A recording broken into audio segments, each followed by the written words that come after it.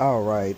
Hey, what's going on, wonderful people? I am going to be walking through brake lever mod installed and show you everything that I did that I messed up, because I'm going to reinstall it just to kind of give you guys a video walkthrough of everything that I did, show you what all not to do and what actually works. So the first thing I will say is this brake, this handle is actually 1 inch. So you're going to run into an issue trying to use a bicycle lever, because a bicycle lever is 7/8.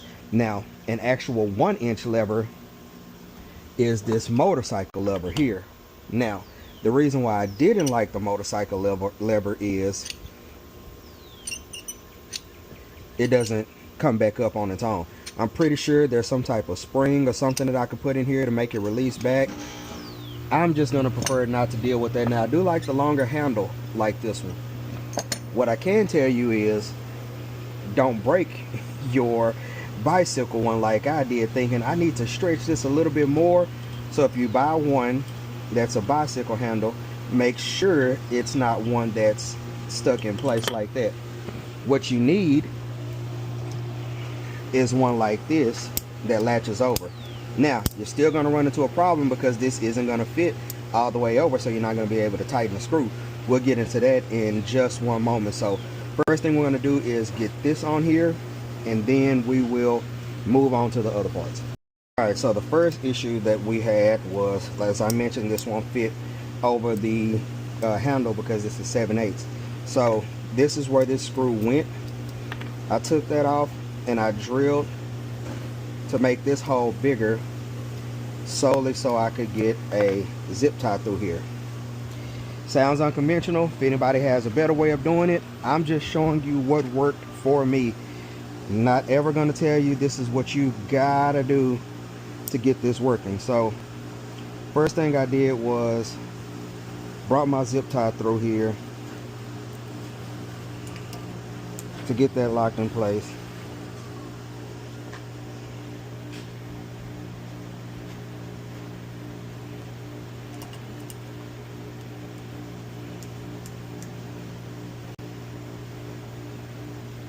Then what I kind of did was threaded that back around like that, because this is gonna move a lot. So by doing this, it's gonna give me a little bit tighter fit here. So now that doesn't move as much. So that's about where I want the handle. Not really much moving. I have to force it to do it. So we got that done. Now what we're gonna do is we're going to get the cable installed in here.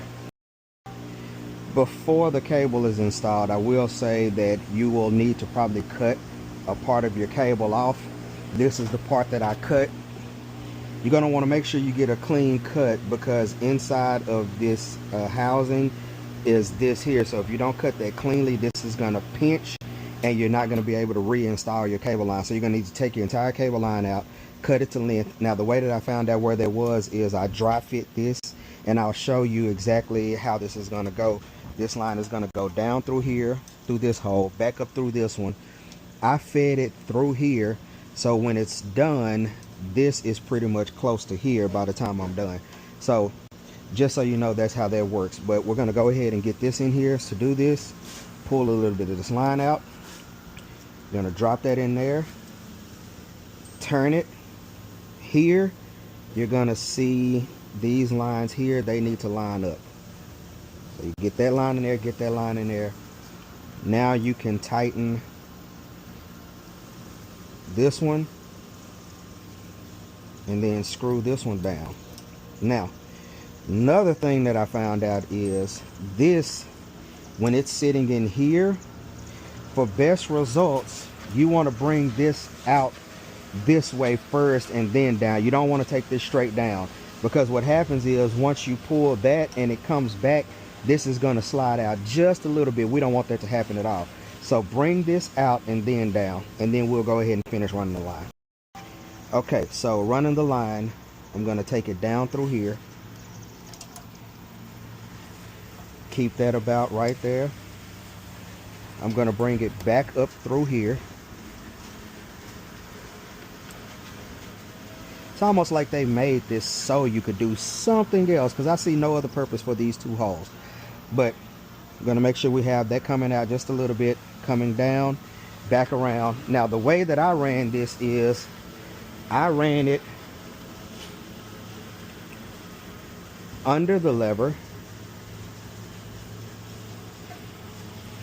for your height of cut adjustment. No, I ran it over the lever for your height of cut adjustment. So I'm going to feed this, leave about that much slack. I don't know why, that's what I did. I don't know if it helps anything, hurts anything, but it worked. And we're going to feed this through here. So you see how I'm kind of close to here. I'm going to explain why there's a gap right here, but we're going to get a hole cut in here. I'm going to show you what I did for that, what I messed up for that, then we'll move on. Okay, so you're going to want to drill a hole through here. This wire is 1/16. Logic will tell you to put a 1/16 hole in here, but I'm going to tell you that that 1/16 broke on me. So I went 2 sizes up. I think I went with a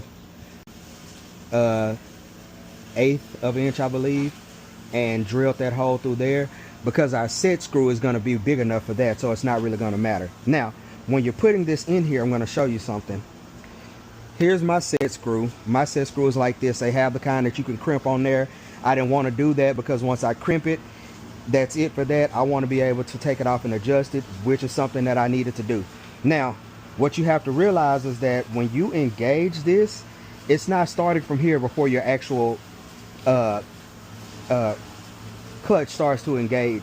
It's not until it gets about right here that the clutch starts to engage.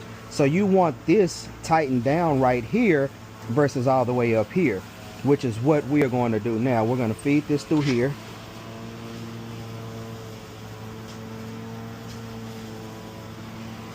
And we're going to factor in about right here for where we're going to tie that into. So about right here is where I'm going to put my set screw in.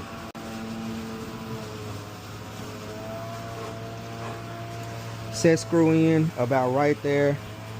And we're just going to adjust this as necessary. Matter of fact, I'm going to show you one thing you can do to figure out exactly where you need it. So what we're going to do is we're going to turn the lawnmower on. Once we get the lawnmower on, we are going to push this in until we get that engaged, back off of it just slightly, and then that's where we'll know we need to put our set screw.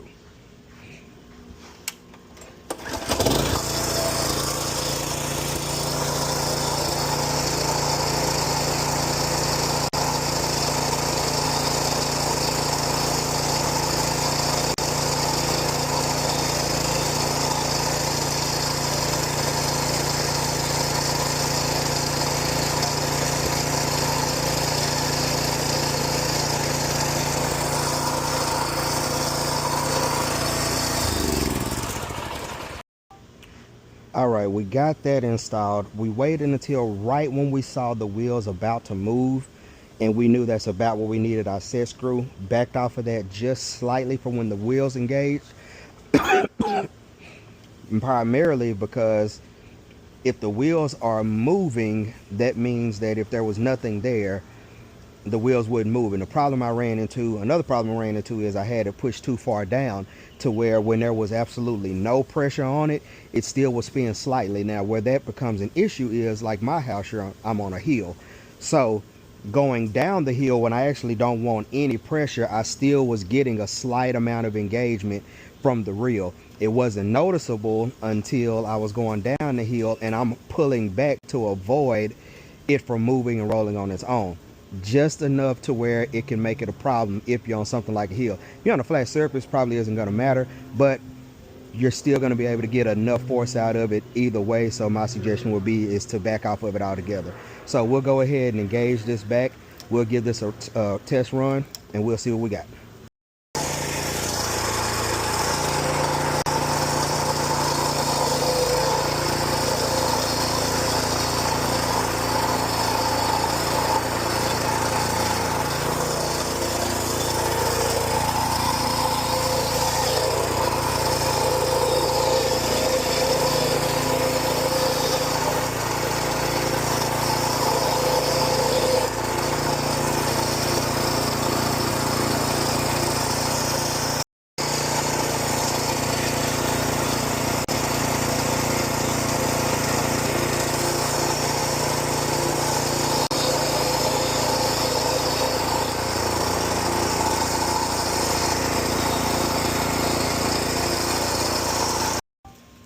Okay, I don't know if you guys could tell at the end of that first run, what I did is I lifted the handle up to where I'm relying solely on my reel roller.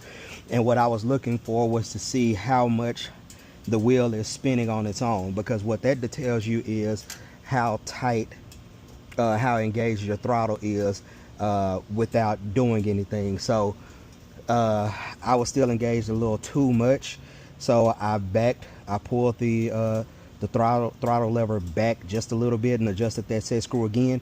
I'm still getting just a very tiny amount of rotating, but nothing like what it was before. So that's how you do that.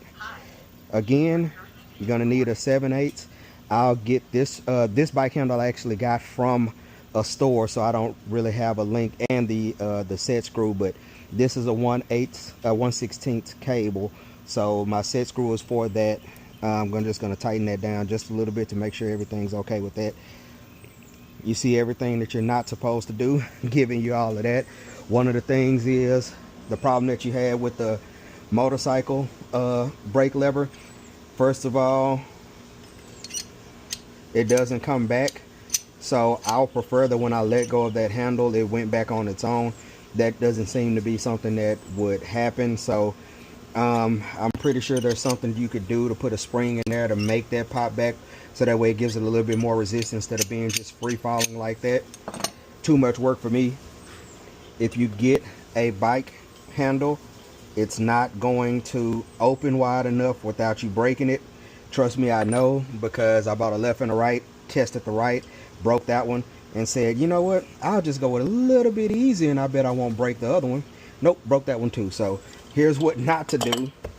Zip tie, drill bit to cut through to make this hole a little bit bigger. On the other one, it was too small for my zip ties. I wasn't about to go buy a new pack of zip ties just for that. Cutting your lever, you want to make sure you get a clean cut, so that way your cable line feeds back through there. You want to dry fit your cable line, so that way you can cut off all the excess. See how the excess that I have stops right here? Almost perfect. So do that, run your line through, back up, zip tie this, adjust, you're done.